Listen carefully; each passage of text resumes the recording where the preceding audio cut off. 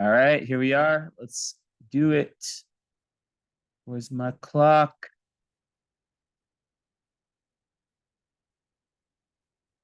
All right, cool.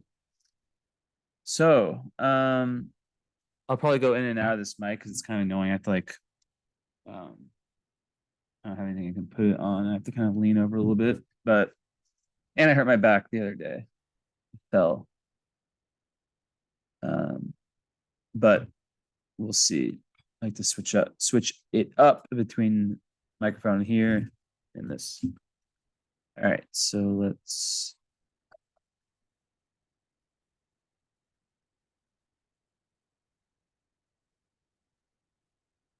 All right, we'll share screen. Let's show this for a little bit.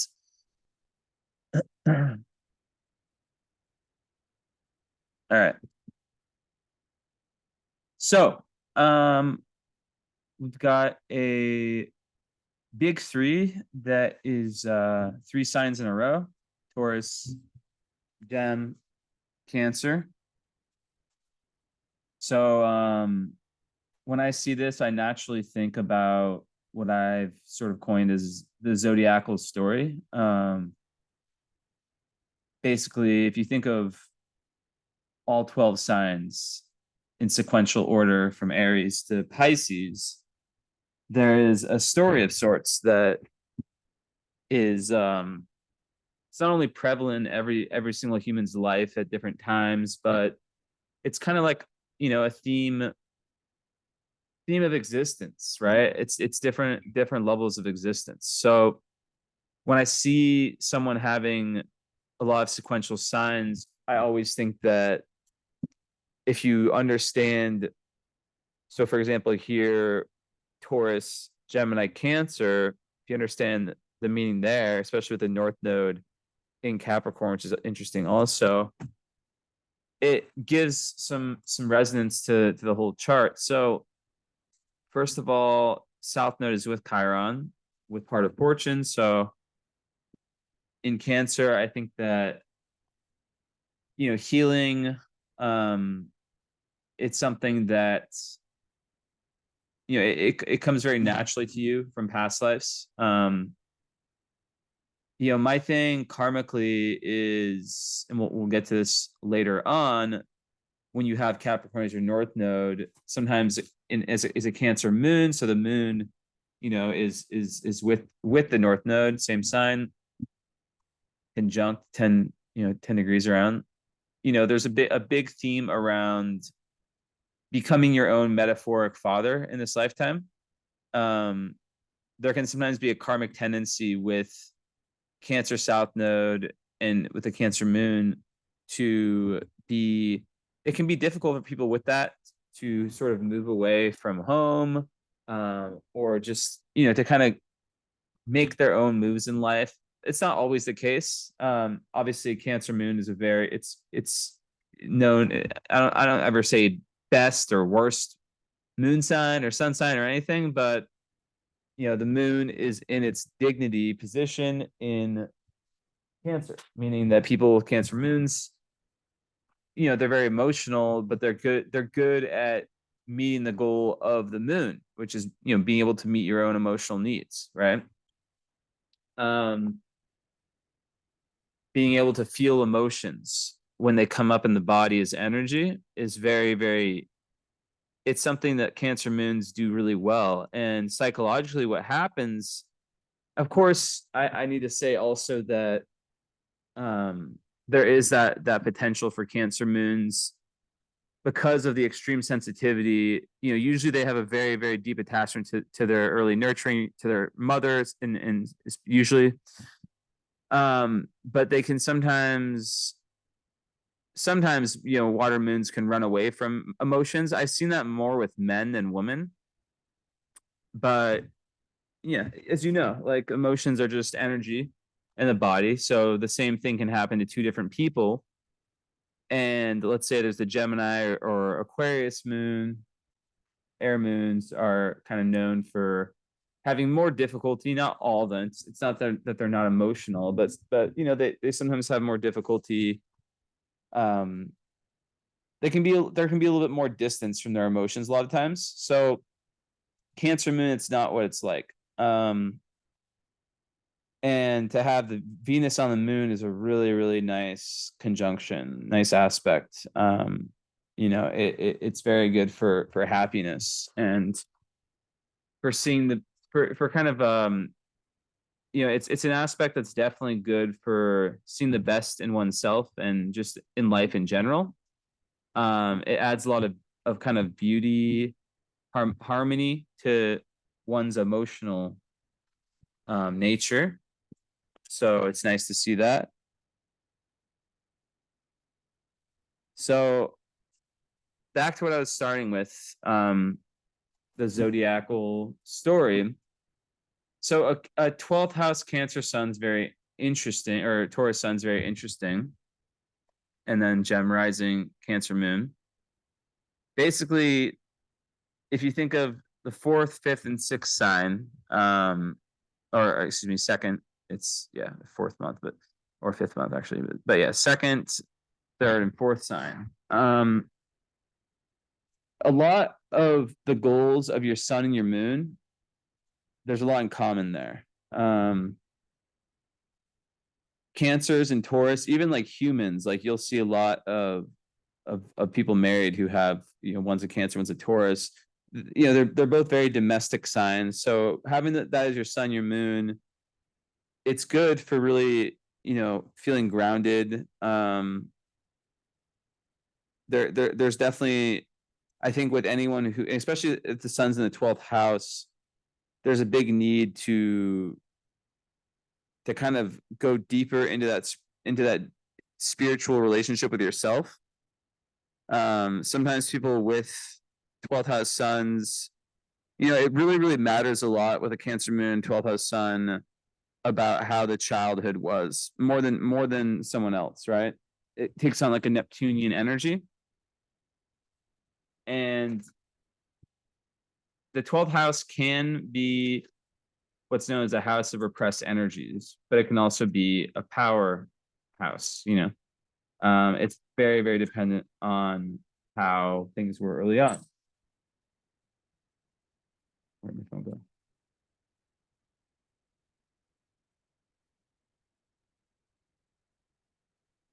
Just make sure that my hotspot is on.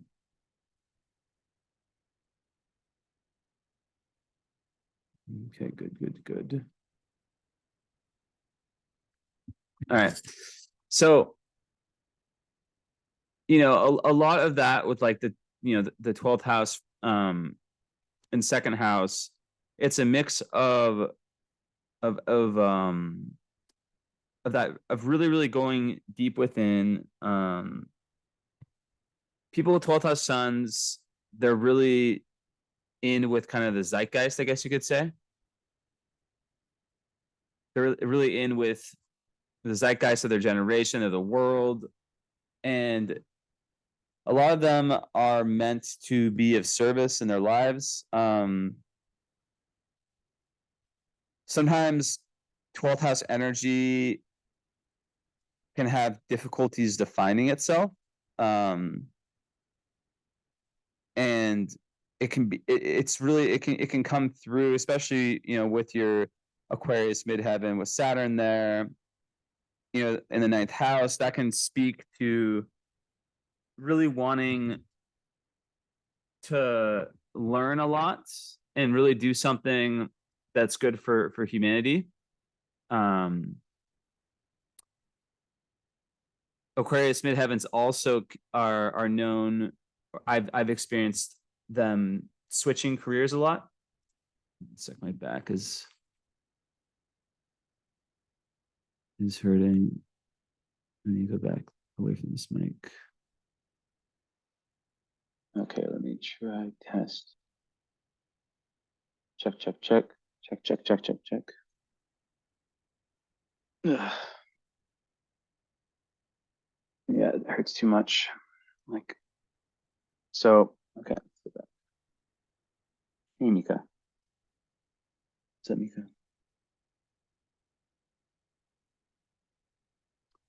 So yeah, it's just a really interesting mix to have 12th house and then Taurus, because Taurus, obviously I'm not gonna go into sun signs and never go that deep into it, but what I will say with Taurus in the 12th is that there could be this battle. Taurus, obviously, as a sign, the big thing with Taurus is that it's very much about feeling grounded, and it's very much about peace, inner peace. So in the 12th house, there is kind of this conflict, this potential conflict, because 12th house is very much about letting go and surrender at the end of the day, because it's such an unknown house that and Taurus can be such a material sign, right? So there's yeah, and then even like the second house in Taurus, or the Cancer moon in the second house, is also this mix, because that's the house of Taurus. So there is this really interesting mix of water um and earth.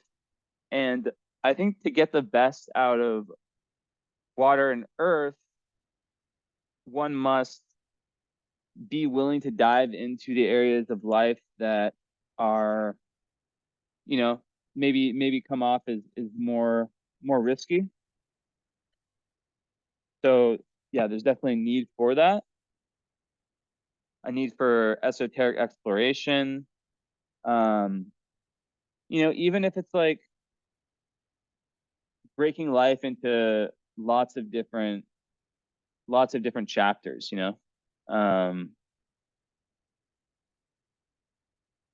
that would definitely be more pronounced. But then what can happen, but like that, but at the same time doing that, which is obviously like a big risk, to like let go of things. And I was saying earlier how Cancer moons, a lot of times a lot of times they have trouble,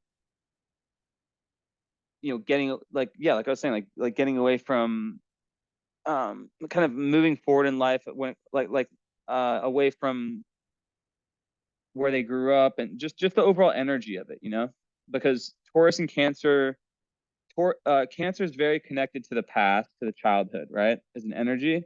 And then Taurus is very connected to what feels safe and what feels grounding. So a big thing for Taurus energy, right? And this is like on a level of like thought, of ideas, and then on a level of actual, action in life, right? It's about being able to still keep that amazing grounding energy that you have and that you're able to give to so many other people, while still taking risks in your life, right? Because you know as I was speaking about earlier, the the moon, right? The moon in Cancer, the moon is it's kind of your default, right? It is your emotions, it's your instinct. When it's in Cancer, that instinct is towards family, it's towards the home, it's towards inner life. um Cancer moons definitely can be some of the biggest home bodies, which isn't bad, right? It's not a bad thing. um but when your south node is with your moon, well, that can mean a lot of different things. But in this scenario, I think that a big thing is being able to understand what areas of your life need to stay, right? um what areas of your life need to stay because they are very, very important. They're key to your, to just you and your happiness in general, and to your values and all that. And which ones have overstayed their welcome. And it's this kind of constant evolution, where you're like constantly updating.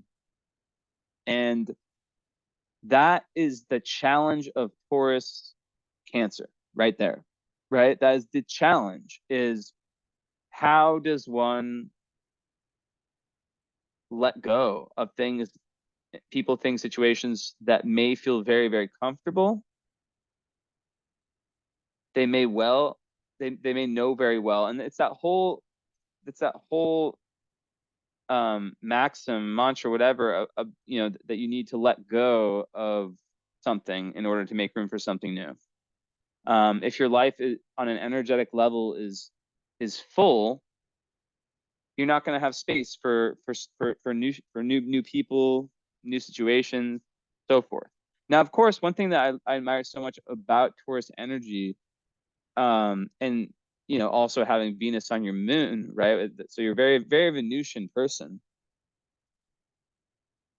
That is, they tend, my experience, to be very good at seeing the beauty and the positive in the now and in their life, right? Like you have some people who just are not good with gratitude, and they can have like it's like a hungry ghost type energy. And I think Taurus Cancer is very good, especially like, yeah, Venus energy is very good at seeing the beauty in the people around them, seeing the beauty in their, where they live, seeing the beauty, seeing the positive side, right?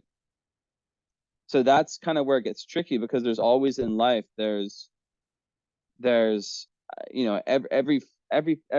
everybody. I mean, obviously some things and some people are for life, right? But sometimes, whether it's a friend, whether it's a career, whether it's an idea of who you are, right? When we speak about redefining ourselves as an individual, sometimes these are only meant to last for a certain period of time. And it's one of the hardest things, because the essence of Taurus Cancer is very comfortable, and that's amazing. Like, I want to reinstate that, because I'm not going to sit here and tell people, like, my dad, for example, is the same as you. He's a Cancer Sun, Taurus Moon. So I know he's a Sag rising. So that's pretty similar to you. I mean, it's different, but the point is that I have, and my brother's also similar. So like, I have people in my life who have similar energies, right? For their sun moon. Now, it's really, really nice, because I also understand the opposite, right? I understand the opposite. People who are so future oriented, who are so conditional. They're always thinking about what if. They're always thinking about, oh, if I get this, or if I get with this person, or if and when they're single, they're like, oh, I wish I was I wish I had a family, I wish I had kids. And then if they have family, if they're in a relationship, then it's like, I see it so much, people who kind of want what they can't have. So I think that that's kind of one of the brilliant aspects about this Venusian Cancerian energy. But the nice mix is that the Gemini rising adds a real level of sociability and fun, and need for stimulation. Gemini risings, I live with one, Gem risings, I mean, let me think if I've ever met a Gem rising who didn't like to talk. And I'm not saying, I don't mean that in like the blabbermouth way, by the way. I know a lot of Gem risings that are actually, most of them are most of the ones I know, maybe I'm just lucky, are very intelligent and interesting to talk to. And one thing that I think they have, I see this with Gem moons, but Gem risings and Gem suns, just Gemini in general, is that Gemini and curiosity and open mindedness, right? So if you think about Taurus and Cancer, right? Taurus is a fixed energy, fixed Earth. So if you think about just how that sounds, it is an energy that is not so good at dealing with change.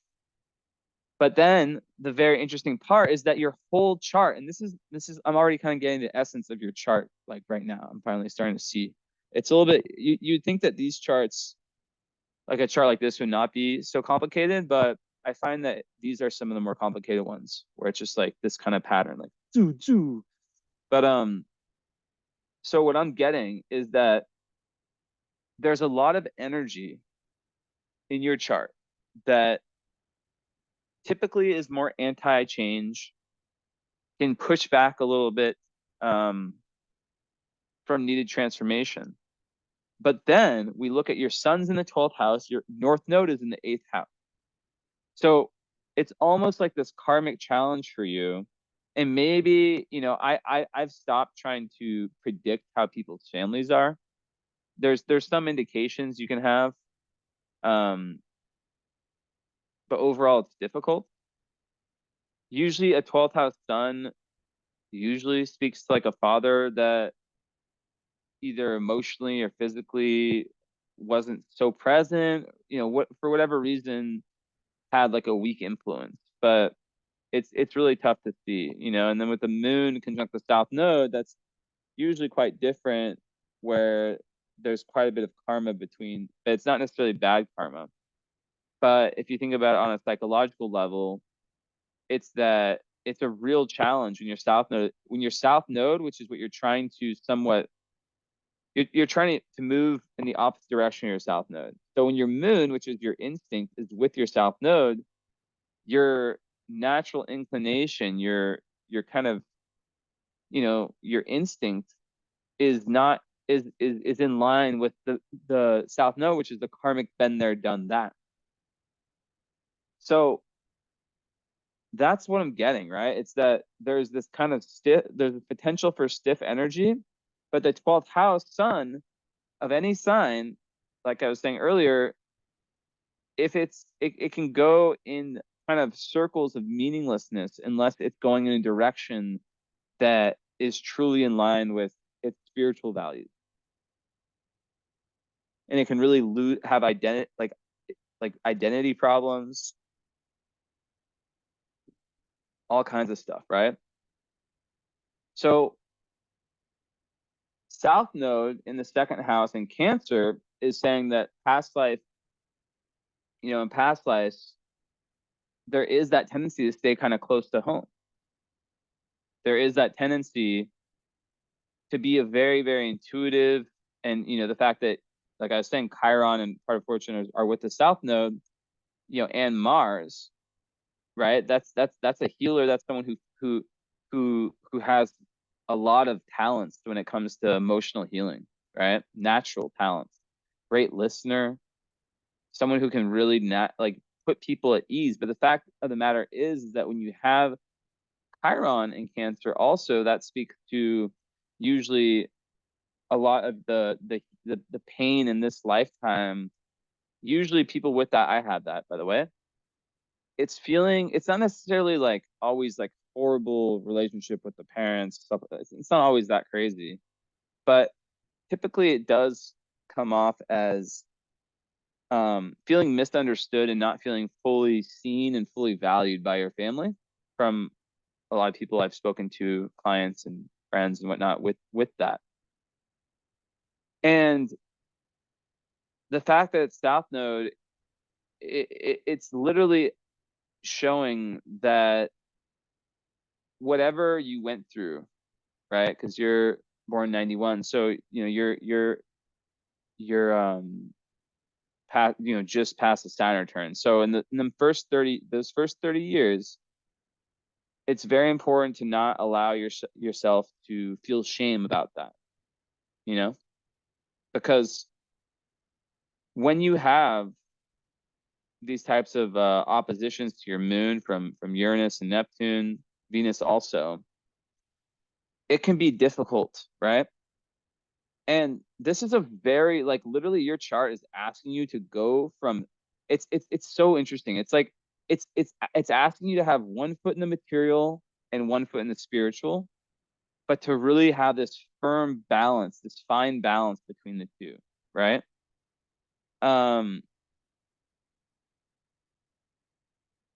Even more fast. So I want to talk about the nodal stuff because, you know, I'm a karmic astrologer. I mean, I'm an astrologer, but I love the karmic stuff to me. Charts, this is not an easy chart to break down. And I don't break down charts, and I don't take the easy route. I go for it. So sometimes I'll start with like the personal plans, but sometimes I like to kind of work my way backwards, if that makes sense. So, because the way I've taught myself things is that the very karmic big picture stuff will typically have some type of alignment with the more in this life, like your moon, your sun, your Venus, So, okay. So karmically, goal wise, right? So your South Node, so you have all this Cancer energy, right? The stellium in Cancer in the second house. And you also, I must say, you have Jupiter on the IC. This is a really, really, really good placement for childhood. I know we've talked before, and I can't remember if we talked about, I just can't remember. But I'm just telling you what it means. Jupiter in Leo is amazing for kids also. And I don't mean that by necessarily like someone with Jupiter and Leo is for sure going to have kids. It's not that black and white, but it does make people like forever kids in a good way, like playful, fun to be around, and they actually benefit a lot from like being around kids physically, or being in their inner child, animals, anything that makes them feel goofy and fun and creative is really important. And the fact that it's on your IC, which rules your childhood, your roots, and all that, when you have a planet on your IC, that kind of is what runs the show unconsciously for you. So having Jupiter, the most positive, most benefic planet on your IC, and having the other benefic Venus on your moon is such good karma. And I don't say go watch every single reading I've ever put out. Tell me how many times I say good karma, because it's not something I say a bunch. I really don't. But that I can tell you for a fact is good karma, because Jupiter on the IC is, people who have that tend to be very optimistic, and they're able to usually it's a good childhood. Usually it's a childhood where there is either like material, but not just material. It's like in the unconscious from the childhood. Obviously, our childhood experience really tells us, it's like the root chakra, the IC, if you think about it, kind of, right? So if we feel like the world is not a safe place, or so the Jupiter IC people, they tend to feel like the world is full of opportunity, anything is possible. They have this real well of optimism they can dip into during tough times. And having Venus on the moon is also similar to that. So that's really, really nice. And that can help in any area of life. And then you have Saturn in the best place to have Saturn, on your midheaven, which is very, very nice. And I imagine that a lot of your career goals, now that your Saturn turns over, are going to start to, and a lot of your outward expansion is really going to start to come into play now. But yeah, so as I was saying,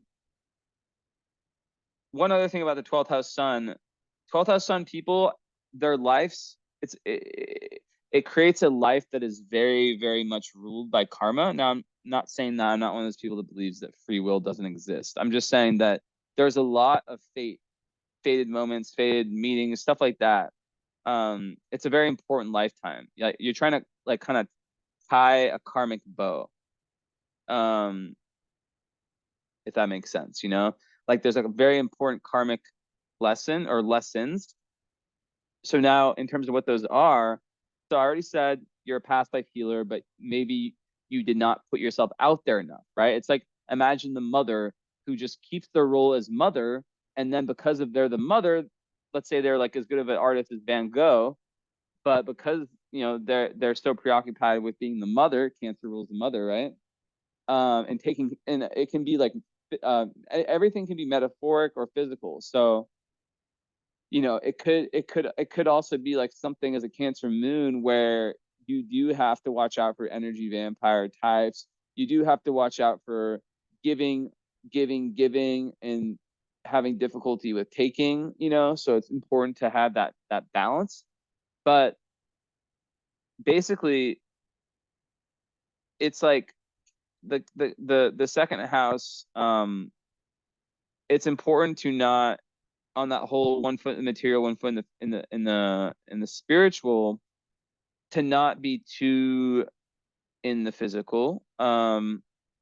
Because there's so much, like, a lot of your life circumstances are the way they are because you have a lot of energetic, there's a lot of energetic, deep energetic transformations that you are here to make in this lifetime, right?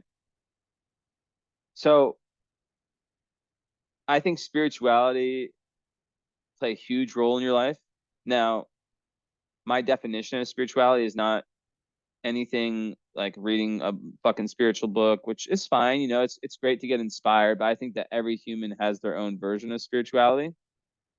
My version of what works for me might be completely different than what works for you, But at the end of the day, spirituality is about being honest with yourself. It's about taking responsibility for the BS.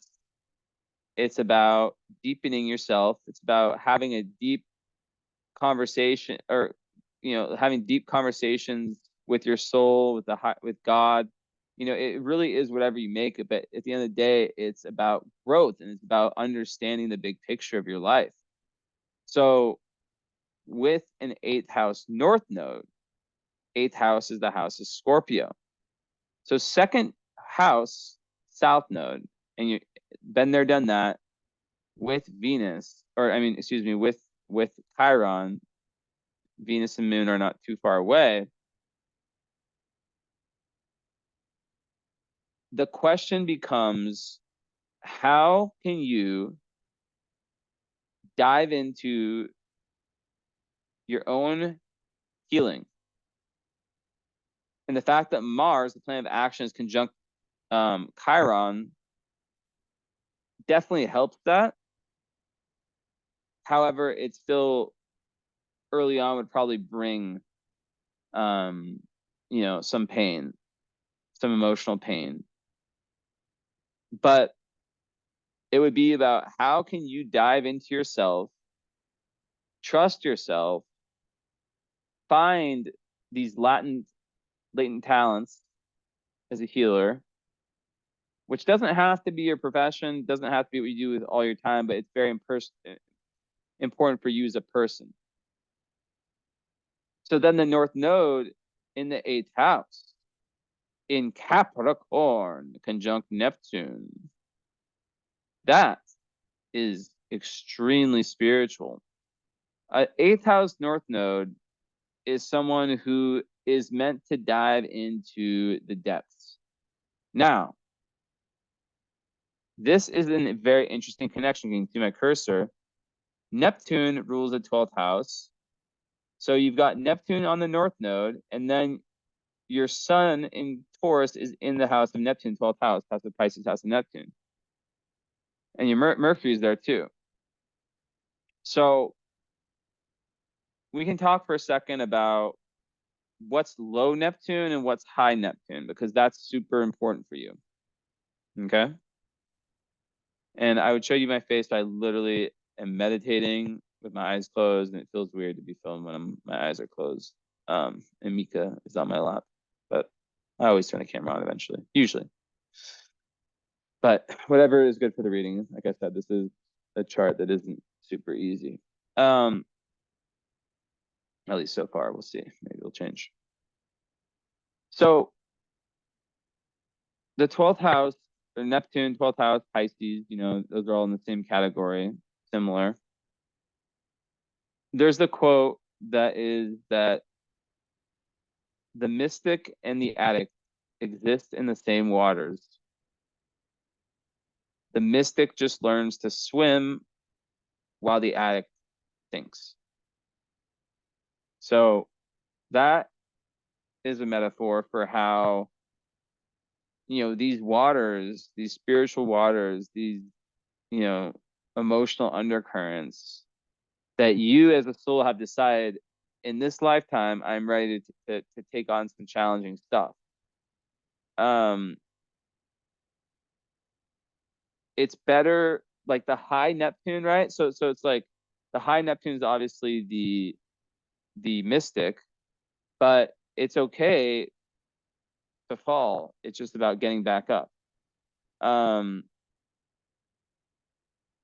low Neptune Pisces, low Neptune is what I was kind of talking about before, where just giving, which is great, but like like not like really lacking boundaries with others, seeing everyone for their potential as opposed to who they really are at that moment, and just missing out on opportunities because of that. Also, as a Taurus, the eighth house is your opposite. Eighth house is Pisces or Scorpio, right?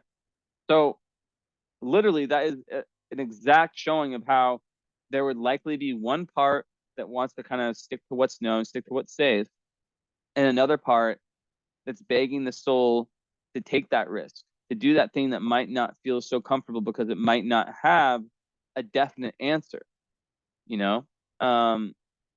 But the more that you start to do that, and this is like the Neptune North Node energy, this is an energy. Neptune is about like oneness consciousness, right?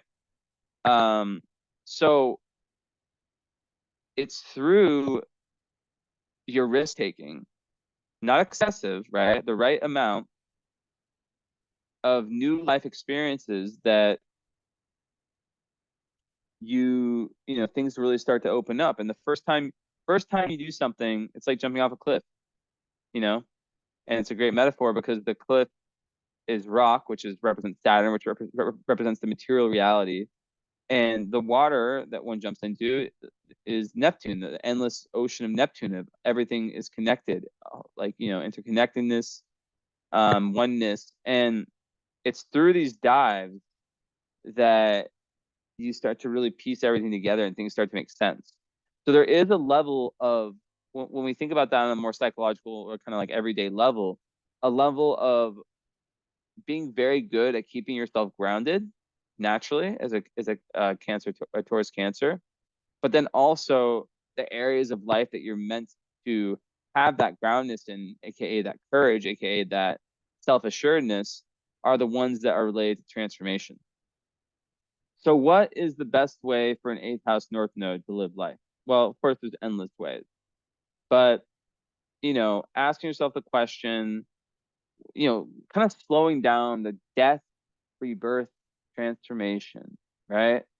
Like we can all think about our lives and think, okay, break down the areas. What area do I need to let go?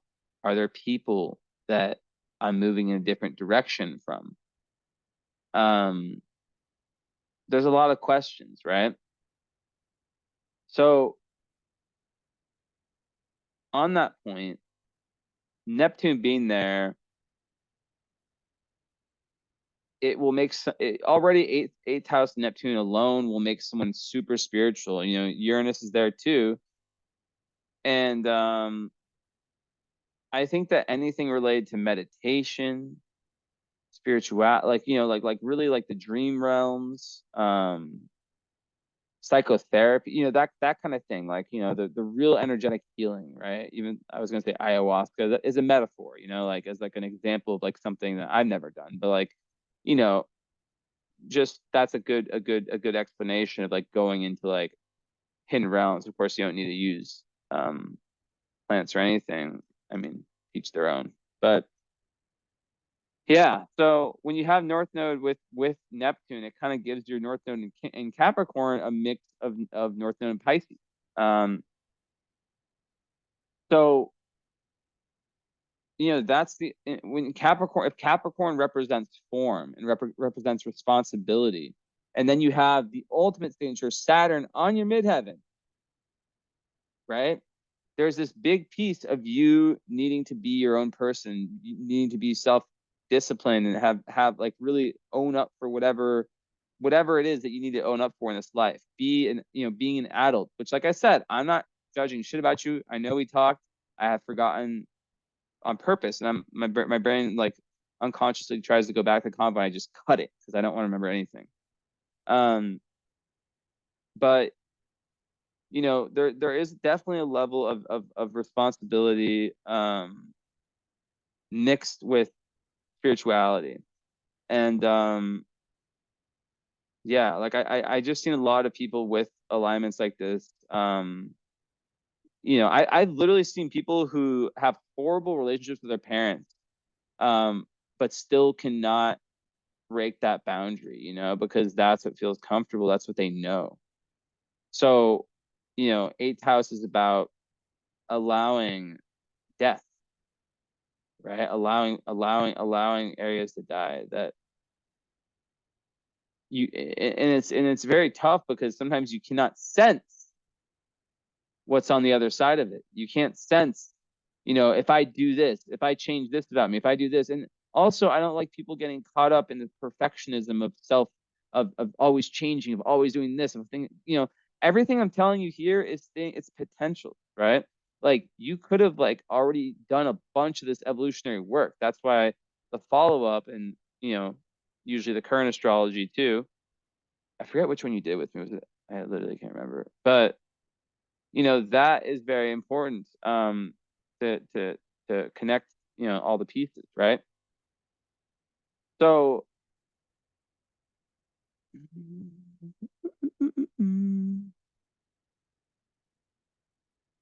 yeah, I just think like every North Node in Cap I've met, it's, you know, not relying on other people and really. So then it says, okay, well, how do you gain that basis, right?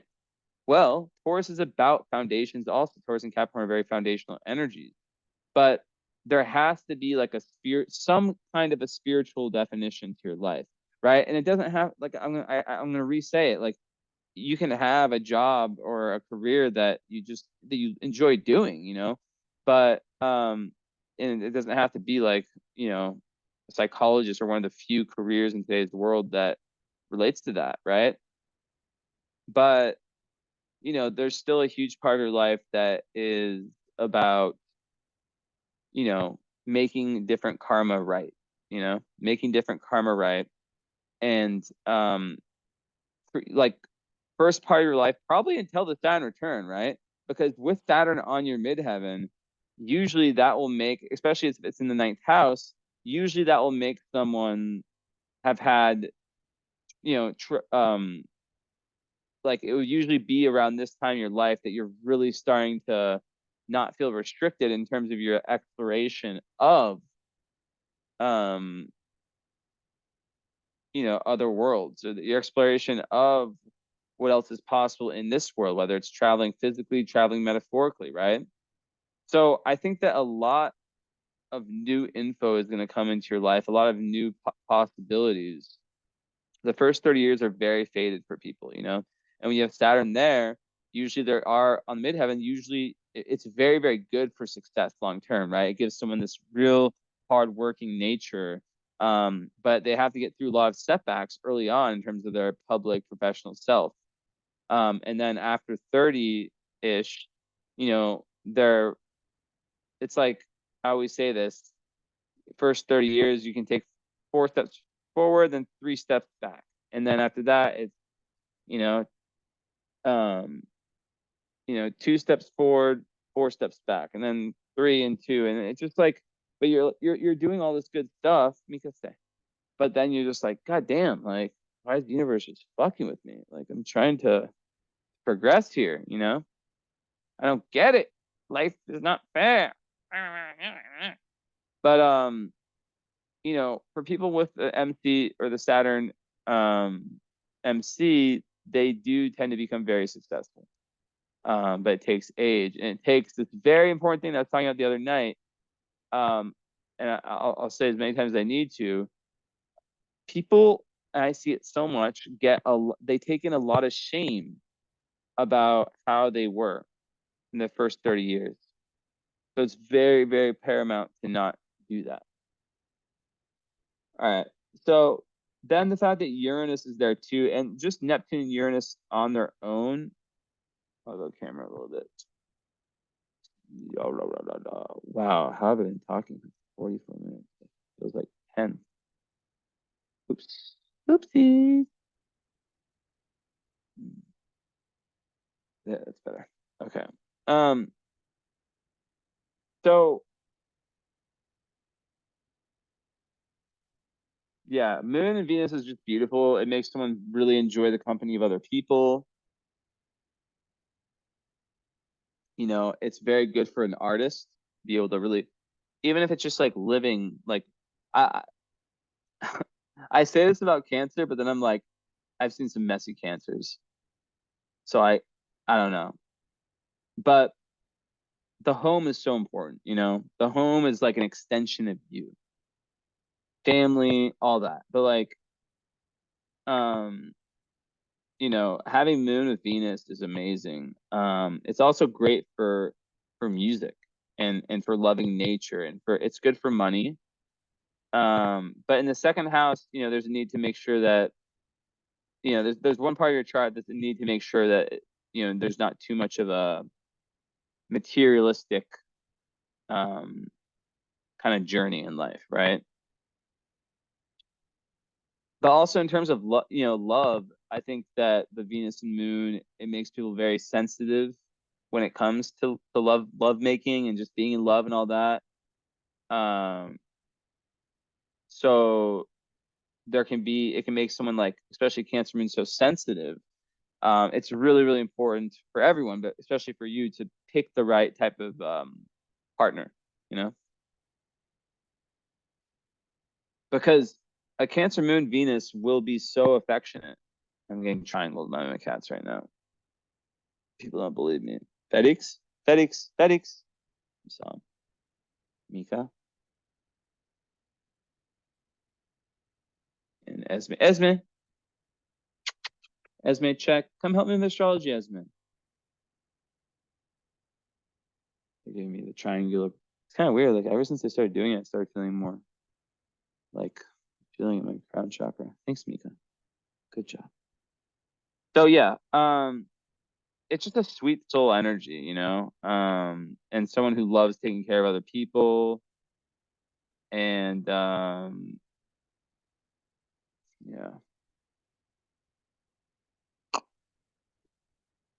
But yeah, I think with that also there does need to be like this kind of extra push to keep yourself motivated. Some people with that can have issues with motivation. So then you got some oppositions with Moon, and I'll get back to the other stuff in a little bit. But well, actually, I'll say a few more words before I talk about all these aspects. I mean, it's all relative, right? But because the Cancer part is opposing the Capricorn part, but really it's like these two parts of you. One part is a lot, has so many energies: Venus, Mars, Moon, South Node, Chiron, right? The Cancer second house. That's and then you know having being a Taurus without Algol on your Sun, you know that complements it even more. So there's part that wants to stay the same. There's part that wants this like very deep spiritual evolution, right? um it's almost like you making your life a dream, your own dream life, you know. And North Node uh Neptune people or North Node Pisces people, they are literally on spiritual quests in this lifetime. Like the destiny is linked with expressing like spiritual talents or spiritual gifts, healing gifts, creative talents. But it's really through your like discovering like through the discovering of your true intuition, you know, your true intuitive powers. That's how you're able to find your highest potential. But in order to do that, you have to take the rest, the road less traveled.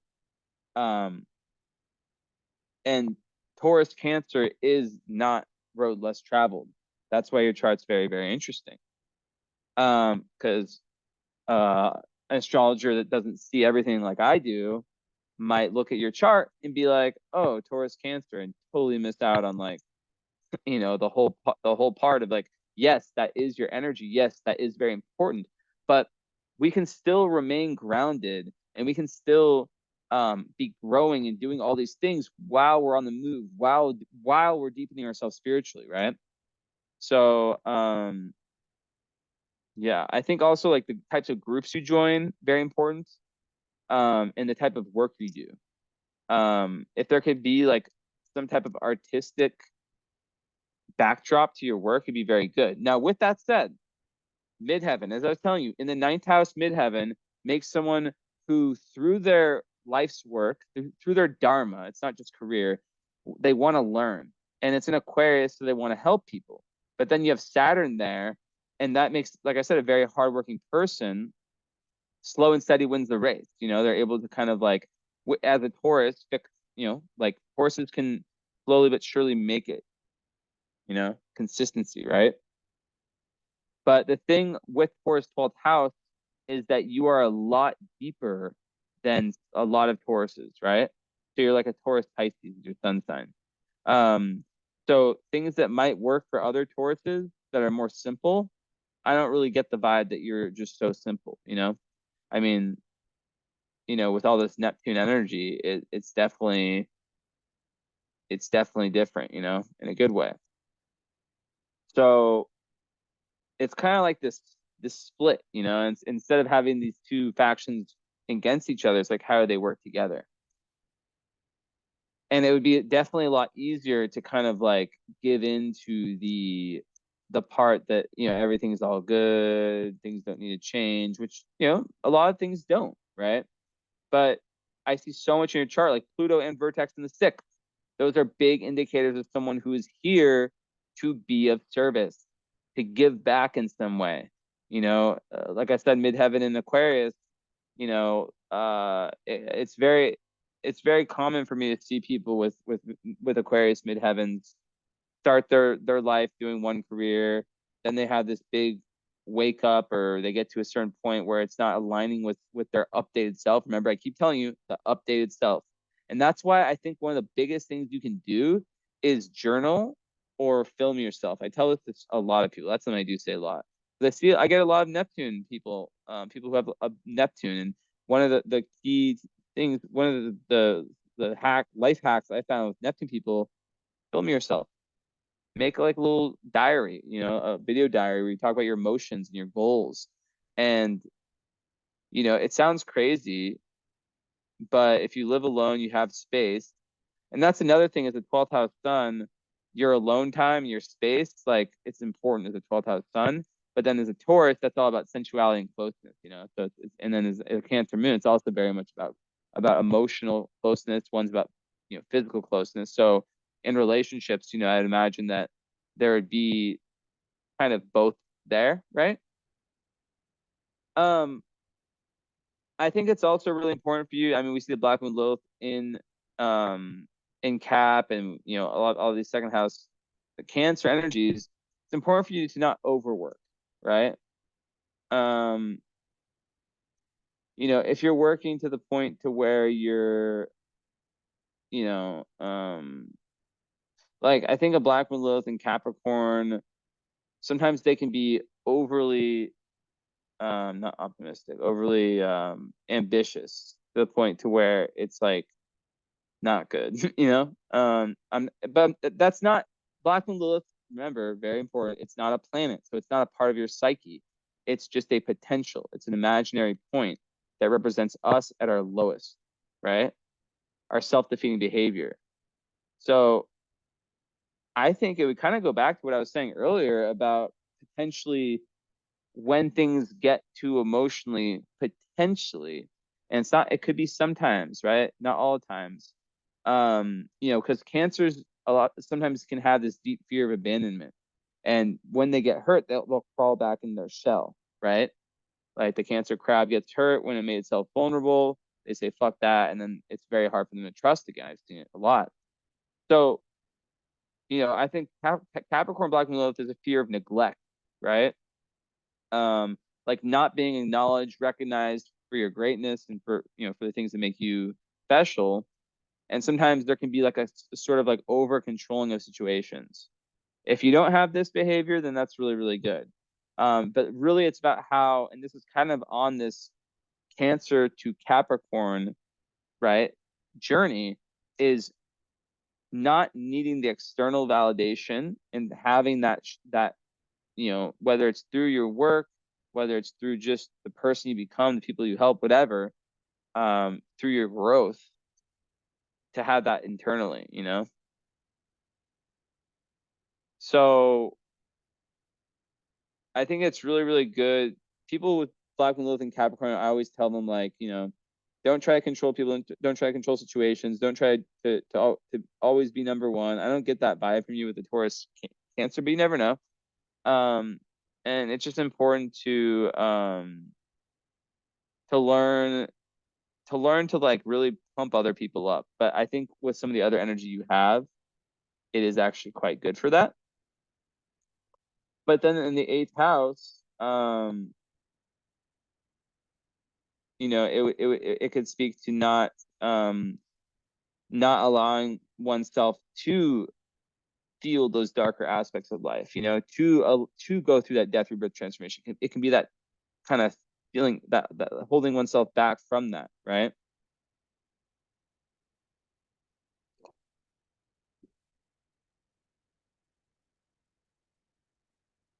So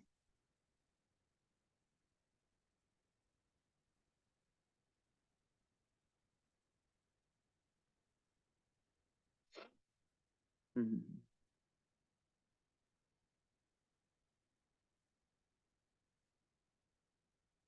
I think another thing about the eighth house Black and Lilith is like, and just with the energy in general, it's that, let's say someone comes into your life and they fucking suck, but their fucking suckiness teaches you a big lesson. It's about letting go of resentments for people. Some people literally come into our lives to teach us something, to mirror something in us. So that's another big part of that, because that does relate to that change. Um,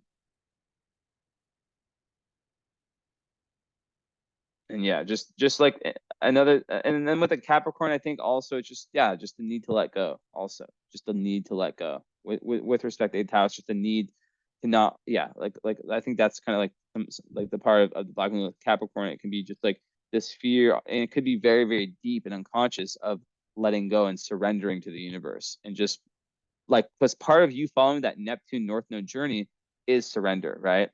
Same with that the 12th house sun. Um, so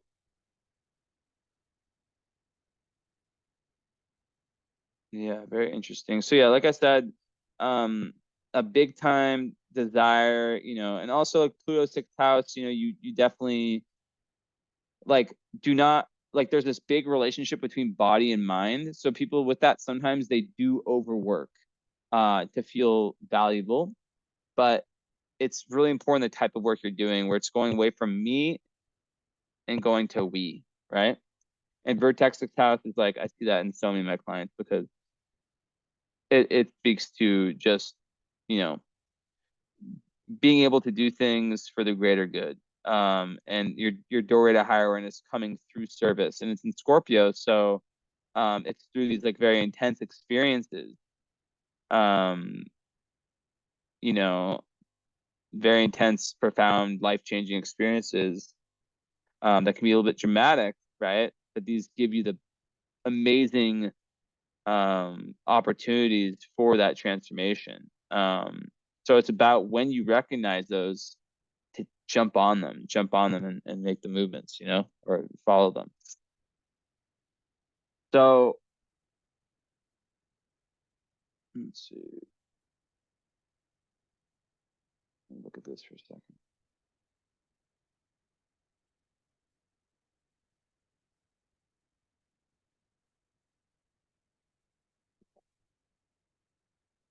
So I think one thing also about ninth house Saturn, right? Despite it being, conjunct midheaven, still in ninth house, a lot of astrologers and people that do things similar to what I do have that. And you see how a lot of people who are studying esoteric things, it's usually like after the Saturn return that they get into it.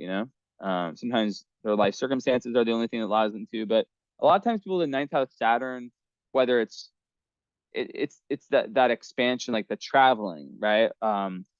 Like the learning, like really diving into things they're interested in.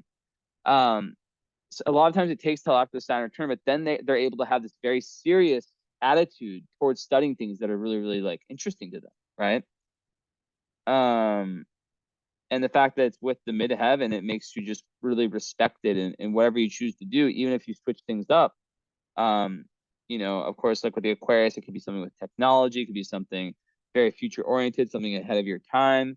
But at the end of the day, it is about and this goes with that sixth house energy and Chiron on your south node. Literally, you are a past life healer. I'm not just saying that it's 2 degrees or 1 degree away, and you have part of fortune there, which represents your flow state. So you are whether you do it for your job or not, you are a healer.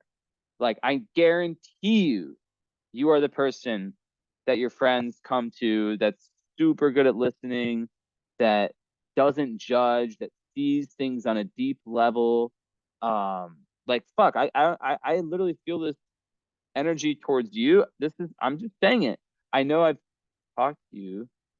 That was you. Yes, that was you. I don't remember anything we said in that conversation because I just don't remember anything ever. But I just, I don't even know if it's your chart or your energy, but I just remember feeling very comfortable around you. And I was able, I think, I could be thinking, I don't know. I'm sorry. Don't take it personally. I literally could talk to like anyone in the world. I could talk to the most famous person. I could talk to like every president and I literally wouldn't remember it. Sounds crazy, but okay, maybe presidents just because like people would always be, oh, what'd you just talk about? But yeah. Um, yeah. So, like that's some boss fucking energy for the rest of your life. Boss energy. Taurus, midheaven people, they are the bosses. They are the fucking bosses. They are the people that have the appearance to the external world that they are in charge, that they're the people not on some bossy shit, not on some like fucking fear shit. It's just like it gives you that legitimacy. Like if you were exactly as qualified for this really CEO or some shit, there's 4 people hiring. All 4 of you are exactly as qualified one or the other. You would win if you guys if no one else had this type of thing or Saturn yeah. So that's interesting. So then when we peel it back to this part of the chart and so there's 4 oppositions that are very important.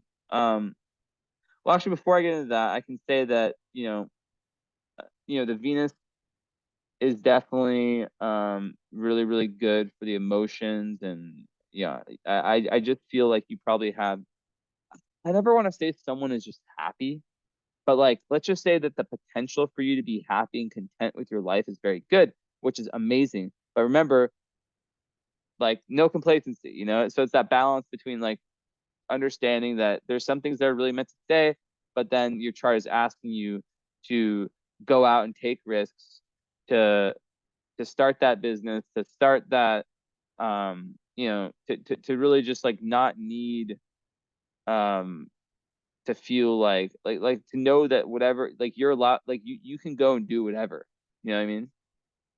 So then we look at Mars in Cancer with Chiron. I mean, that is just really interesting because kids who have that usually have issues getting their way. They sometimes feel like the world is against them, and goes to that Chiron in Cancer, not feeling seen in your own family. But it makes them really good for understanding the needs of other people, the emotional needs of the world. And they tend to be people who really are empaths, empathetic people who focus on other people's desires, and really strong advocates for humanity, right?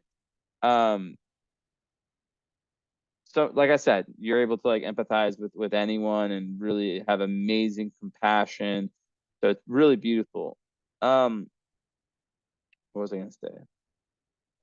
One thing though about this energy though, So when you have Mars in Cancer, Mars likes to be in Aries or Scorpio or Leo, or like very like outward signs. Sometimes people with Mars in Cancer, they need to learn communication. They need to learn to not be passive aggressive. I've seen a lot of people with Mars and Cancer have a lot of trouble when they're angry getting it out there, you know? Um, so it's kind of like a skill that can be learned, right? But the fact that your Mars and your Cancer are in the same sign, when we speak about love and your moon, we can be dead sure that that Cancer energy, right, which really wants that closeness. It wants to feel held. It wants, with Taurus, it wants all of the senses involved. And a Cancer moon individual, they don't want any fucking secret. They want, like, I don't necessarily think that it's like on any clingy shit, even though a lot of people might say that. Because I think that Cancer moons, like, yeah, like as I was saying earlier, like energy, emotions, energy and motion, right? So um when it flows through your body, let's say sadness, a Cancer moon would be one to cry. But that's good because you're releasing that energy in that moment. It's not staying stuck like it would for someone who represses the shit out of it. Of course, I told you before that sometimes, like, one of the big things for Cancer moons, and it's a lot easier for women in today's world, because women are encouraged to be emotional and stuff. But being able to communicate, like, hey, this bothered me, because sometimes what I say is that the Scorpio can sting, the Cancer crab can pinch. um yeah, and low vibe Cancer is just emotional manipulation, usually coming from a lot of fears of a lot of fears and being so sensitive, and when they're hurt, they can play victim, and they can run away from life and use little emotional manipulative, like, fucking annoying things to um kind of fuck with people.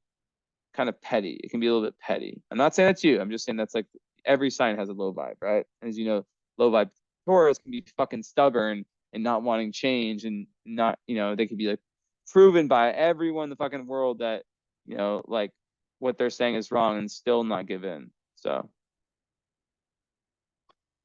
um, let's see here. So is the sun? So the sun isn't making any, like, so the sun is actually sextile Chiron. Um, so that's interesting. And Mars, right? Yeah, of course. So, and it's trying the North Node to connected the karma. So I think that there's definitely karma. I might be crazy. The one thing I can't remember what you said about your family. I can't remember. But usually when you have this type of energy, it speaks to some type of good karma with the parents, but like I've seen examples where it has not played out like that. So yeah. But the way I would definitely take it on a psychological level is kind of a life level, is that, it's kind of like that hero's journey. Um, and your sun sign is linked up well with Capricorn. Taurus is linked up well with Capricorn. So there is a level of you that wants to, it's like finding solidity in the spiritual realms, creating such a firm grounding for yourself that you can go through these major transformations and still feel at home within yourself, because that's what a Cancer moon wants and what they're good at, you know. But yeah, so much healing talent in this chart, my young Padawaga, and real abilities that I think that, like, if you haven't found them, like, already, like, there's some deep shit that's really good, really good. All right, let's talk these four oppositions. Well, actually, first, the Sun and Mars sextile, that just makes one adventurous, and it definitely helps you with that assertiveness I talked about, for sure. The Sun sextile Mars, it's not like a major aspect, but it definitely will help that. Okay, so the big ones. So you've got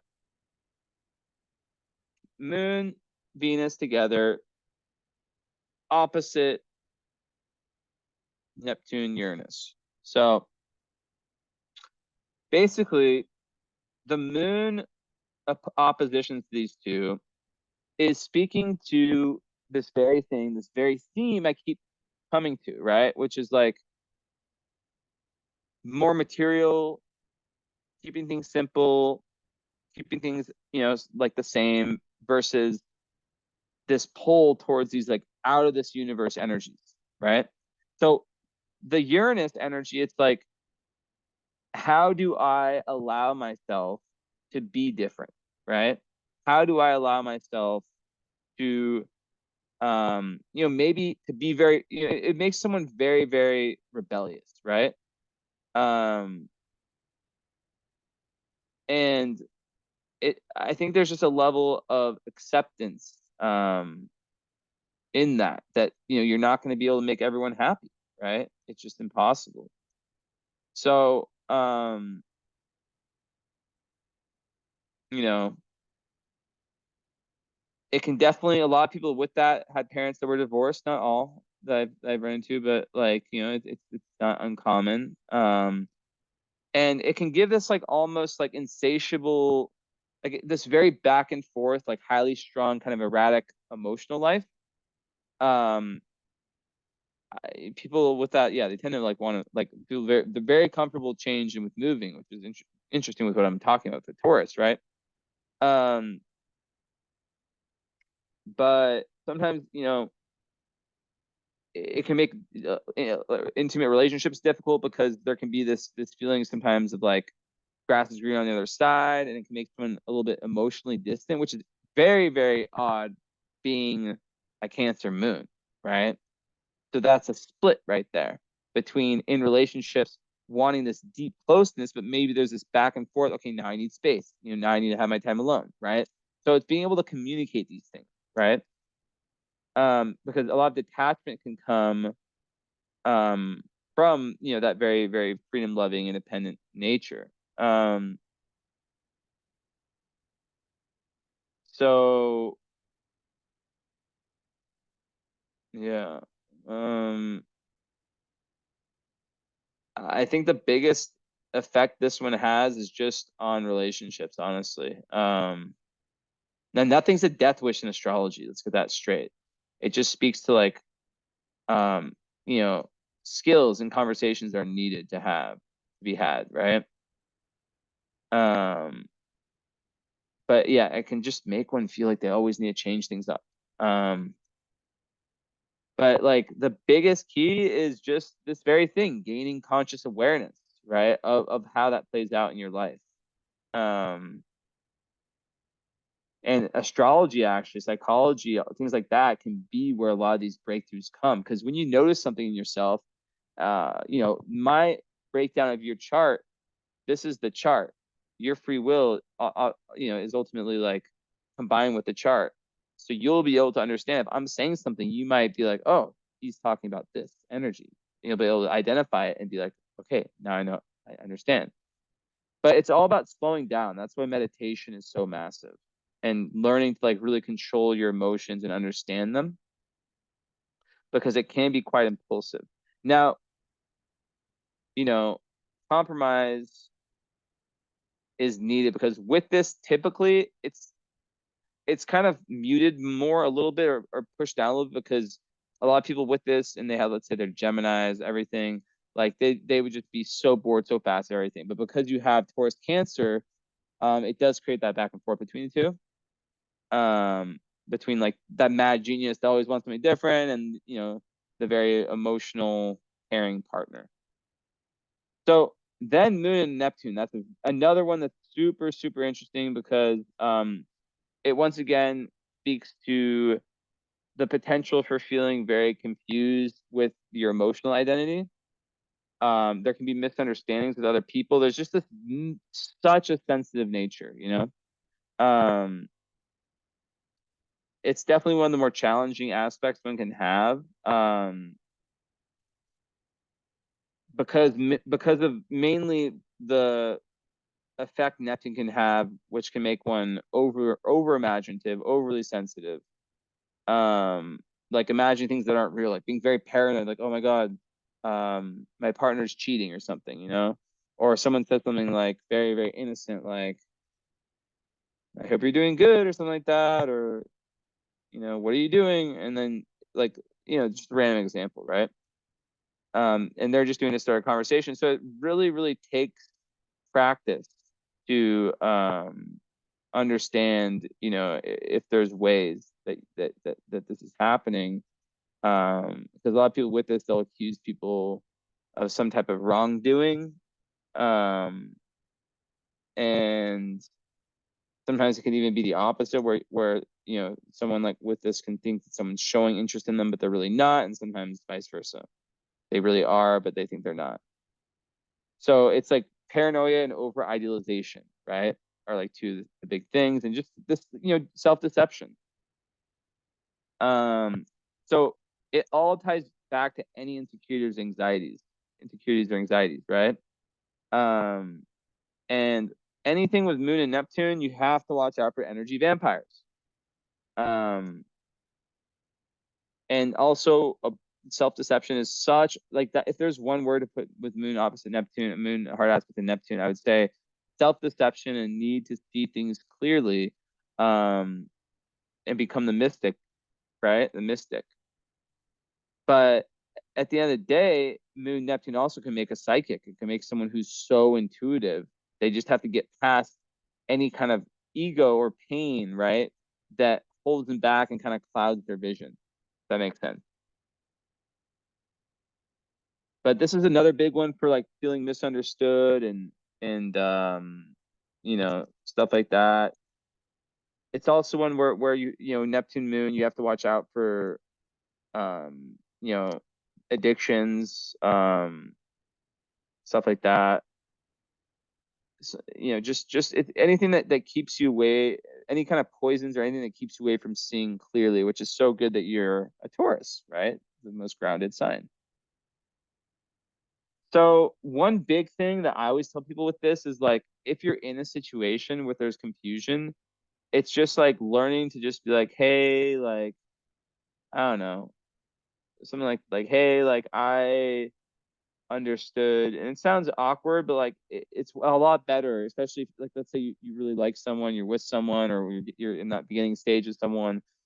If they like you, like, they'll it's not like they're gonna not respond to like something like that. Like, hey, like this is like what I understood. Of course, you're saying it in your own way. Like, this is what like I felt like. Were you trying to like say this? Just asking people. It's called reality checking psychology. So, but yeah, the more you just increase your self awareness about this and your mindfulness day to day life, you know, asking the questions, really being precise with your own interactions with others, that's huge. And just accepting that you are that very sensitive, caring, compassionate person. And some people with this, sometimes they'll feel inferiority complexes as well. Um, and they can be very, very susceptible to deception. And also, like I said, to poisoning. So stay away from the substances if you can. So what was the next one? So then the moon's also trine Pluto. That is great for a leader, someone who's able to go through transformations in their life in a very like nice way. Um, very quick to the point energy, intense, able to like really, when you're interested in something, just go full in. And also just really good at understanding like what like kind of motivates other people on a deep level, which can be very good for anything like, I don't know, marketing came to my mind, but obviously healing as well. So Mercury is unaspected, interestingly. So an unaspected Mercury at 0 degrees in the 12th house in Taurus. So that is really Well, actually, let me talk about Venus, and then we'll go into that. So yeah, Venus in Cancer, obviously with your moons, we said before, in the second house, Venus in second house, people, that's very good for money. Let's be real. And it's kind of like almost like a guardian angel in that sense. Yet because you have so many planets there, there is that need with the moon and Chiron that like to not, like I said, to have one foot in the spiritual, one foot in the physical, and to know that like as long as you're doing your best, like things are gonna come to you in a good way, right?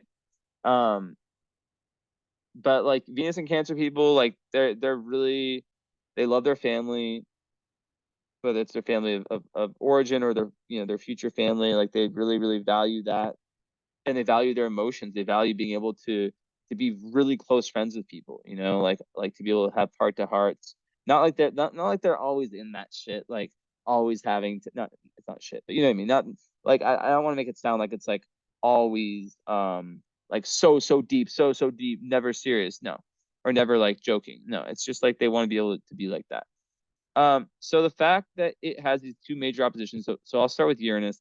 Venus opposite Uranus. So this actually, well, now that I'm talking about this, let's just talk about love, like the whole love energy while we're at it, right? So yeah, Venus and Cancer, like they'll definitely love like this way more emotional kind of love, um, closeness, physical, emotional, and then Mars in Cancer with Chiron, it's also making one on a money level, second house, like very like hustler energy, and having Vesta in the first house also is very good for entrepreneurship. But yeah, like I think that there's definitely like wanting to have like a very close emotional relationship, but then the oppositions are what's wild. But let me just talk about Juno first, and then Ceres, the fifth in Libra, like that just speaks to like how there's that like really feeling nurtured when there's a very peaceful relationship and a very fair relationship, very balanced relationship. That's also fun, right? Because your descendant is in Sag. So that would say that like if your seventh house cusp represents kind of like what you're looking for in another, because you're the ascendant is Sag. Definitely like you're that speaks to like the Gemini ascendant part of you, this very curious, very, very probably talks a good amount. That's just I'm just talking shit with my girlfriend, but yeah. Just like very curious. You want an adventure partner as well. It can't just be someone that's boring. Like, yeah, the emotional stuff has to be locked down, but there's that need too. Do you need a spiritual guy? Fuck no. I nearly made a video about how weird spiritual dudes are besides me and a few other people. I've just heard so many fucked up fucking weird stories. But what does spiritual mean? It goes back to my definition, like what I was speaking about earlier. Like a musician could be a very like fall under that definition of spiritual person. And yeah. So if that guy, okay, well, and just so you know, like when I do reading for anyone, unless I know for a fact that they are married, I always give my love breakdown because I want all my readings to be super objective. You know what I mean? Um, and just because like let's say like you're dating someone who is not um like doesn't add up to everything I'm saying, well, love astrology is so complicated and so different. Any two charts can work. Any two charts. It's about how much the souls love each other. And sometimes it's the ones that like what I'm saying with someone who I see with it in their chart is meant to evolve spiritually in this lifetime. It's not necessarily that they like my girlfriend's not an astrologer. She's spiritual. She's not so spiritual. I don't think I'd want to be like a, I mean, I don't know. Maybe I don't know. I'm with her, so that's all that matters. But the point is, she's not spiritual, and she's very open minded, and that's kind of what I'm saying for you. It's like as long as that person does not get in your way, it's all about how comfortable and how much you feel like you can expand with that person. Now, descendant and Sag, it could be someone from a different culture. I said could be, it doesn't have to be, or just someone that adds, that you can really vibe with on like a philosophical level. Um, but I think being different is good. It's just about how different. Because like yeah, with your North Node in the eighth house, you're transforming. So if you're with someone who isn't transforming themselves, it could be awkward, right? And that goes for friends too, because you're going through these transformations, and if people can't follow you, then fuck. And then okay, so Juno, which is like your perfect mate, is conjunct Saturn. So it's in Aquarius. So that is what's really interesting. That's what's going to speak to these aspects, right? Because that's speaking to like really, and that could also speak to someone from a different culture. Who knows? Um, or at least a love for adventure and for for learning the truth. Because that's what ultimately what it is, the truth. Like you want a career that where you're learning the truth about life through it. But with this, someone who's really, with Saturn and Juno, you want someone who's really wanting to build a firm foundation, Um, so and then someone who gives space, and who allows you to have independence. But it's a really strong indication for marriage, Juno and Saturn, right? It creates that urge to have that very, very close loving partner. Sometimes it could be with Saturn, it could be someone who's older, or at least someone who's very established. And the Cancer moon also likes that groundedness, like that emotional security, but also that just overall security. Not on a gold digger type way, but just they like to feel very secure. So yeah, like stability, longevity, just how correct someone comes in society. How respected they are. Um, so yeah, it's kind of like a power couple type vibe. And they're like, but shared values. That's where I was looking for. The term I was looking for. So then when we wrap it around to the oppositions, so Venus opposite Uranus is such a like it's a funny one. I'm a Venus and Mars in Aquarius, so like, it's similar. So I'm not like talking shit, because I think it's fucking fun. But literally, it's just speaking to someone who just wants. Oh, sorry, I'm getting a drink, but everything fell. But yeah, it just speaks to someone who wants something a little bit different. They want an unconventional relationship. They don't want that fucking boring blah blah blah blah blah. I mean, maybe a little bit, but not boring. But like, they want something that really, really, really speaks to their soul. Speaks to their soul. I just do the whole reading like that. Let's not do that. But yeah, they want someone who um who really, really, really, really, really, really, really, really, really, really, no, they want someone who who keeps them stimulated. That's Uranus. Um, Lots of stimulation needed in relationships. That goes to the Gemini rising vibe. And Mercury's your chart ruler, so we'll get into that in a second. But sometimes there can be commitment problems. Let's just be real with the Uranus people. Like, I mean, I'm a Uranus person in love, so I don't have commitment problems. But you know, the fact that you are Taurus Cancer will really, really add lots of loyalty. I don't think I don't know. Like Cancer is such a loyal sign, but I don't even know what this is. It's called Predator. It's not even an energy drink. I just bought it. It says natural endurance, but there's no caffeine. I think it's like a magnesium drink, but it doesn't like all the fucking ingredients. Oh, there's a little bit of this decaffeinated green tea. I don't know what the fuck this shit is.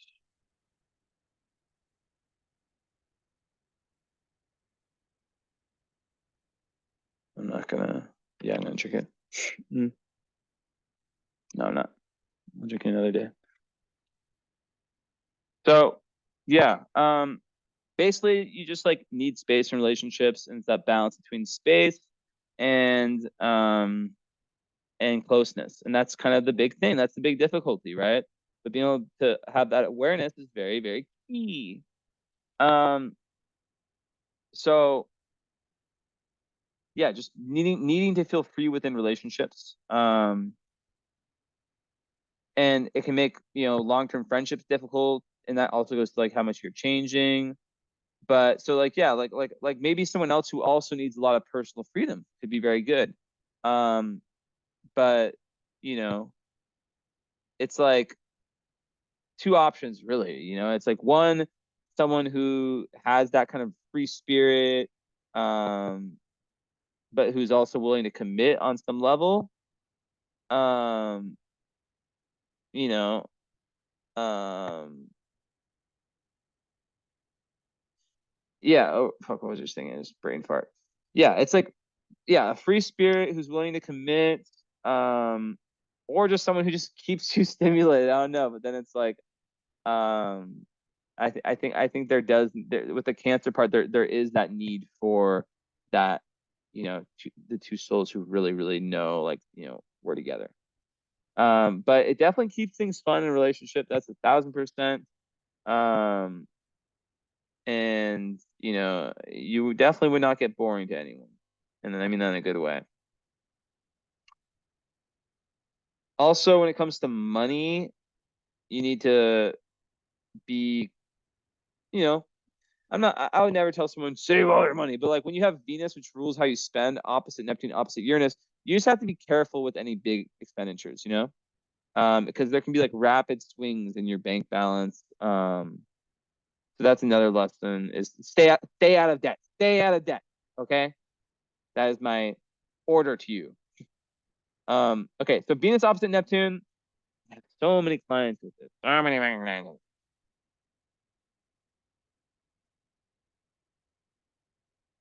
Tastes like an energy drink. Whatever. Does it say no sugars? It's definitely fucking sugar. Okay, so Venus and Neptune, that is a treasure. That's an interesting one. I see it a lot. Basically, watch out for the energy vampires. Um, but there can be, disappointments when it comes to love and money, essentially, right? Um, so this is about self-esteem, self-image, especially when you're young. So once again, like the parental stuff is really important. Um, a lot of people with this, they can move too fast into relationships, meet the person, like rose-colored glasses. That time, just for anyone with this type of stuff, like the relationship does not start until either the first fight or until the rose-colored glasses are off. Um, some people with this, like they make too many sacrifices and they give too much. Um, and they put their partner on a pedestal, which no one likes to be felt like that. Actually, I don't know. I can only speak for myself, but you know, um, yeah, it's just like everything starts with self-image. So this goes back to the filming yourself or to the journaling or to, because Neptune rules screens, mirrors, the ocean. So like being by the ocean can be really good, or being by water. I know you're in Chi-Town. But also spirituality. So the more you can dive into those things, the better. And having like I said with your North Node, like that deeper spiritual approach to life, um, that is, the best way forward for you, you know? So when you also dancing, music, anything with water, bath, but like being able to like really strip off your full authentic self and really speak in front of that webcam, in front of that, well, it's not a webcam, it's a phone, but you know what I mean? Like being able to like just like talk and you don't have to show anyone, like that is what makes things happen. Um, but yeah, there can just be like some kind of like illusions and fears when it comes to love, and just a need to really like be real with the shit. Okay, so now the ruling planet is at 0 degrees, unaspected. So unaspected Mercury's, oh yeah, also with Venus and Neptune, I always tell people just do not get into fucking debt. I said 2 times now. Um, just don't do it, and do not trust financial people, like they can fuck you over. So okay, 0 degrees, Mercury is very interesting because in Taurus is usually very stubborn with Mercury's the mind and communication, but at 0 degrees, it does give kind of like a fool's card, trial and error, more fluid energy to it. And because it's unaspected, people who have unaspected Mercury's, they tend to talk a good amount, but it's not even necessarily that they talk so much, but they sometimes they don't have any checks and balances, so they'll just say things. Um, so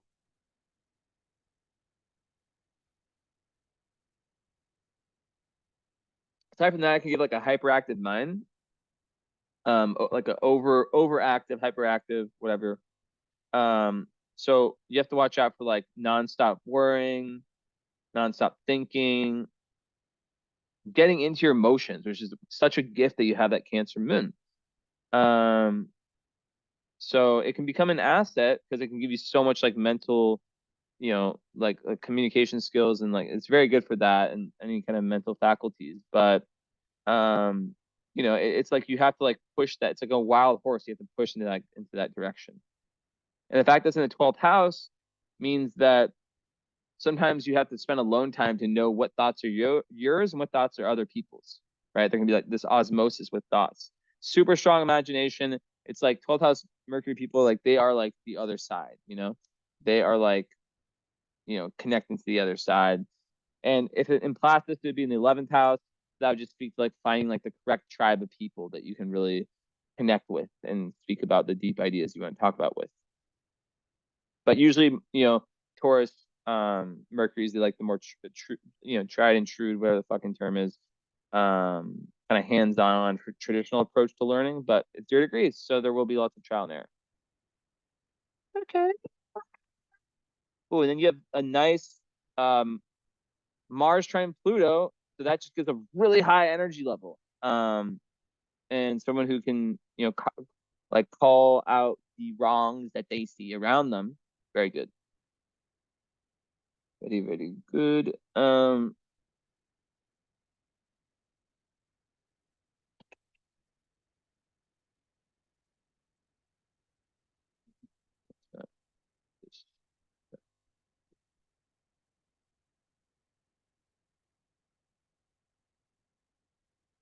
Yeah. So moving away from pain and not letting pain define you, being a healer, however that is for you. So moving into transformation, 1 foot in the spiritual, 1 foot in. But remember, you are still meant to be in the material. I mean, Saturn, midheaven people, but that's some like world changer shit. So, and also your partner could be someone that you're meant to do work with in some type of meaningful way. And then there's like really good like networking skills of the best in Gemini first house you use for entrepreneurship. Now also Pallas is in Virgo, so that's really good too. You know, hi Mika. Give me a kiss. Good girl. Mika, kiss. Kiss Mika. Good girl. Kiss Mika. Real one. Not a real one. Mika. Good girl. So I think that you really like to have your home as your place of creativity. You could definitely be someone that works from home and gets a lot of wisdom at home and around your loved ones. Um, so like that's a kind of like having like a home office type vibe, working from home. Yeah, you can just really as a Cancer especially. And just Pilot and Virgo gives like a very analytical mind that can really be very very detail oriented and needs to be very discriminatory, or having very good discriminatory skills, um, and also someone who could be of service or work in something related to health. Let's see, what have I not touched on besides the stars? Okay, let's go to the stars. Let's go to the stars. Sorry, that's fucking weird. Mika, hurt me. Hurt me, Mika. Mika, up here.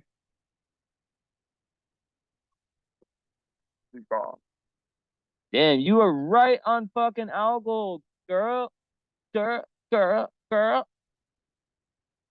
Damn, you are 0.01 from Algol.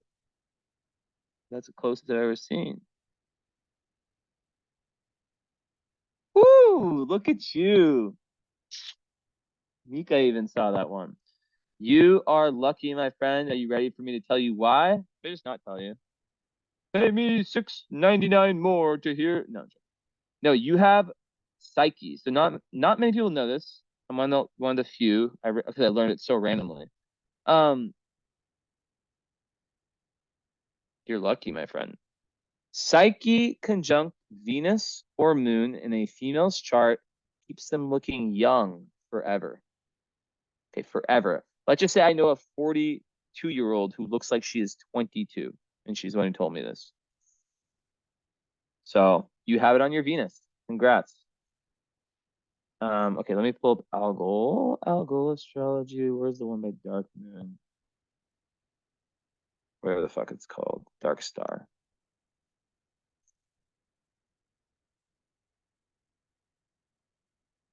So yeah, obviously Algol is really linked to like, artists, and it's very, very it's people are scared of Algol. It's like, so I'm gonna read you what it says.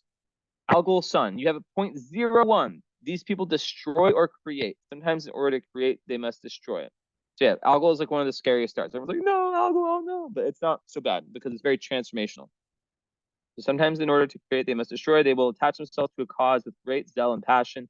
Their lust can inspire them to great art, or can sometimes become so intense as to be destructive. There may be a need to be worshipped and regarded as a great figurehead. This it cut off, but I was saying that there may be a need to be worshipped and regarded as a great figurehead. This idealization can become like a drug to them. So yeah. What else?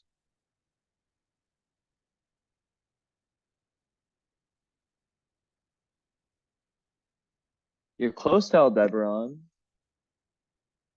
You're maybe just an or for Aldebaran, which is the luckiest star in the heavens.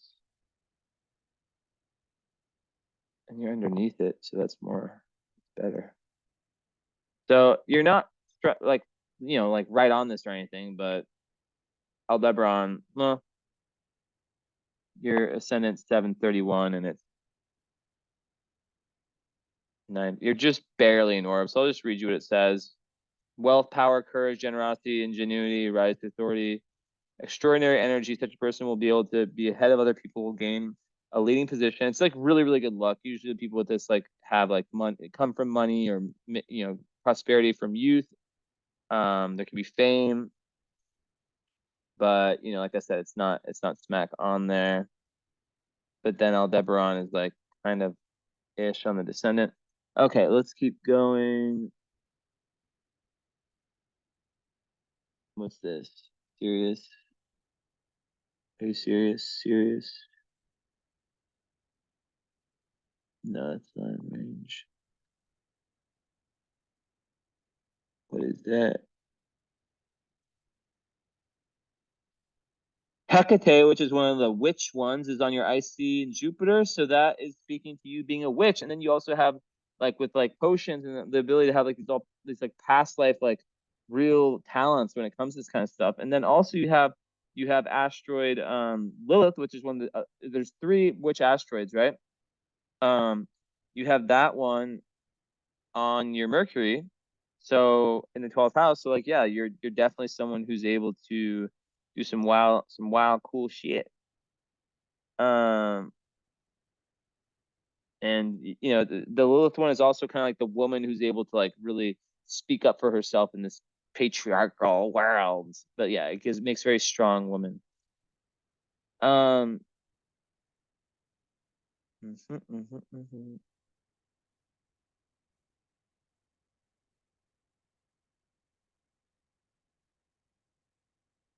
And yeah, you can definitely be someone who works really well with herbs. Um So I'm seeing that all over. So that's interesting.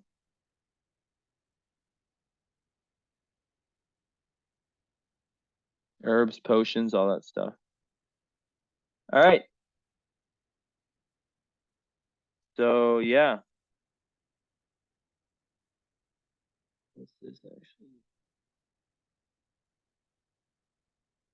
6, 9, 12, 14. Wow, no fucking way. You have all 3 out of 3 of the fucking witch asteroids on important points. Searche is on your IC. Crazy. You have all 3. So and IC can also be, you can think of that as like, your bloodline, like your karmic bloodline. So to have 2 of those on your IC, like you are a witch, my friend. You are a witch. You are a witchy witch. So that is dope. And the fact that your North Node is conjunct Neptune, you know, some might even say that that in itself um speaks to someone who has been working on that kind of, you know, union, kind of like creating that union with oneness in different lifetimes. In this lifetime, it's like you need that Capricorn energy to keep you going. The one thing I didn't talk about that I'll finish on this is the lack of fire in your chart, right? You don't have anything in Aries. You have your Jupiter and Leo, but that's a, you know, that does count, but it's not like a, it's not an inner planet, right? And you don't have anything in the other fire sign, which is Sagittarius. So basically, when you lack fire, sometimes it can be difficult to self-start, you know, to self-start. So, you know, that need is just there for self-starting. But so yeah, and like also just like kind of finding your own passion, like really, really, you know, finding your passions and sticking with them. So sometimes, you know, people who lack fire, they just need that, you know, they just need that ability to, or they just need that kind of follow through to just get started. And sometimes, yeah, it can be a little bit difficult to like for example, like people who have lots of fire like me, for example, I know myself. It's really easy for me to become passionate about things, and it also has to do with energy. So I think with some of the other aspects you have, it'd be really, really good for you to have a physical outlet. I'm not saying you have to be perfectionist about it in any way, but you know, whether it's yoga, anything like that, that kind of like makes you feel really, really good, because that can literally speak to spirituality too. So, all right. Thank you for your patience. I know you've been wanting this for a minute. I've been doing as many as I can. I had a concussion the other night. I fell and my back's really hurt, but um, I'm probably gonna do the other one of your order now with maybe a minute break. Maybe not. I don't even like breaks. With my momentum. But yeah, yeah, yeah. Let me know. So I forget what reading you got from me in the past, but excuse me, miss. Um, okay. So you already have the follow I see here. Um, I forget what you got, but if you haven't gotten the current astrology, what did you get? We talked with astrocartography. I can't remember. What did you get another reading? Let me check.